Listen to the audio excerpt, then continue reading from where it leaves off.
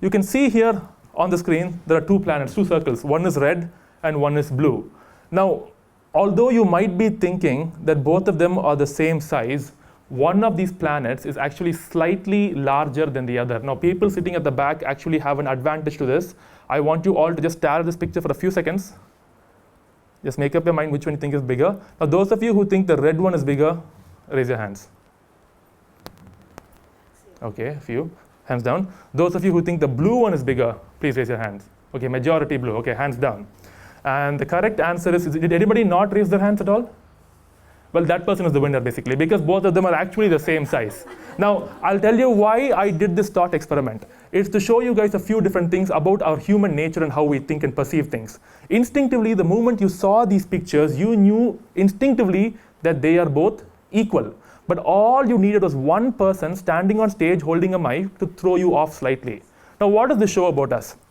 It shows there are 2 points here. First thing is, we humans, when we put value on a person, this person could be a parent, a teacher, a guest lecturer, a politician, a religious leader, anything.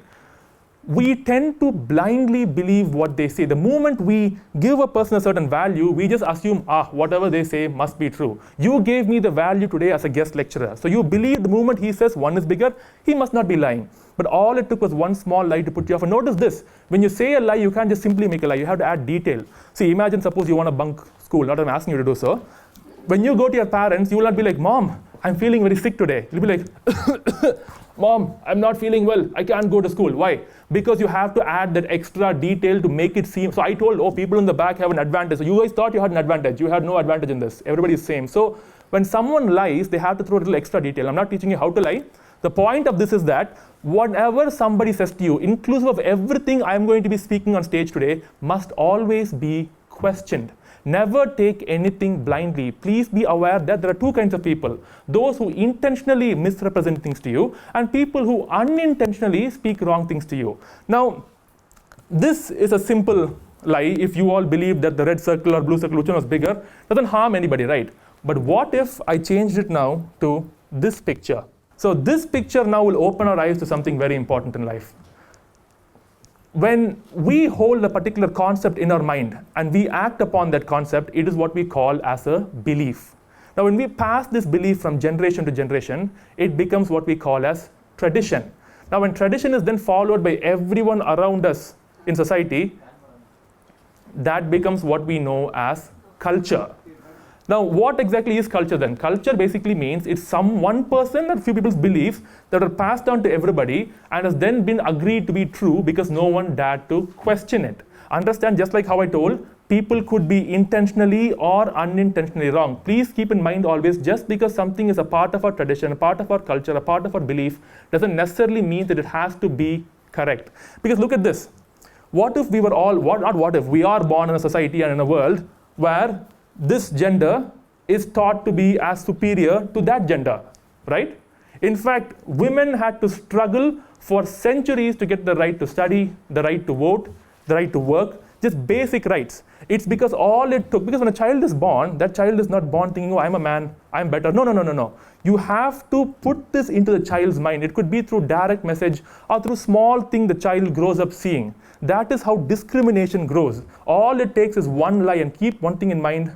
When a lie is repeated enough times, it starts to seem like it's the truth. If you repeat a lie over generations upon generations upon generations, people will think it is true. And when someone comes forward and questions it, even though they are being sensible and logical, they will be considered as crazy. So this form of discrimination, we can change it. This is called as misogyny or sexism. If I were to put here a person of one caste and another caste, that will become casteism. If I were to put a person of one race and another race, that will become racism. Now I want to challenge your belief on this by changing the picture to this. Speciesism. Have any of you heard this word before? Maybe. So speciesism is a form of discrimination or hatred that young humans are taught, be it by their parents, teachers, religion, culture, society, or the very world that they grow up in, where it teaches us two things. Number one, for some reason apparently, we humans are superior to all other organisms on this planet. Don't know why, but we feel that way. And if an act of violence or harm or exploitation was to be inflicted upon a human, that's wrong. No one can justify that. But the same action done to an animal, it's just an animal. It's not human. So therefore it becomes okay. This form of thinking is known as speciesism. Second thing is that speciesism in different cultures, it varies. In some cultures, like where we live in India, especially in the West, especially in America and Europe, they worship cats and dogs. In our country, we have people who worship cows, sacred. However, if you go to China, certain parts, or some parts like Vietnam, Thailand, even Northeast India, people actually eat cats and dogs. So speciesism, just like racism, sexism, or any form of discrimination, depends on where we were raised. It's what we were taught. But one thing we all were taught 100% is that human life is superior to animal life. But here's the problem with it though. We never observe these issues, these points, from another perspective. I mean, think about this. When we were young, what did we learn? Ba, ba, black sheep, have you any wool? Yes, sir, 3 bags full. Harmless poem is what we think. It is a harmless poem, maybe, but what this does in our mind of a young child is it teaches us that animals, specific animals, exist only for a specific reason, and all of them comes down to how they serve us, as if they willingly want to serve us.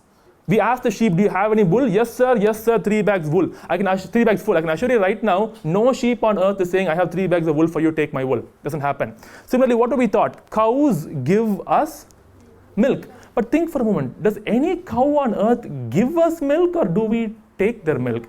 We take their milk, right? I mean, think about it from another logical perspective. A mother elephant makes milk for a baby elephant. Mother monkey makes milk for a baby monkey, from a biological perspective. My mother made milk for me, not for any of you. Similarly, doesn't a cow produce milk only for her offspring?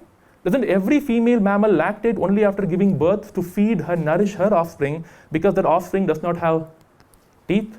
And once they grow teeth, they will stop drinking milk? Things to consider. Chickens give us eggs. No chicken wants to give us their eggs. These are all, so this is what speciesism is.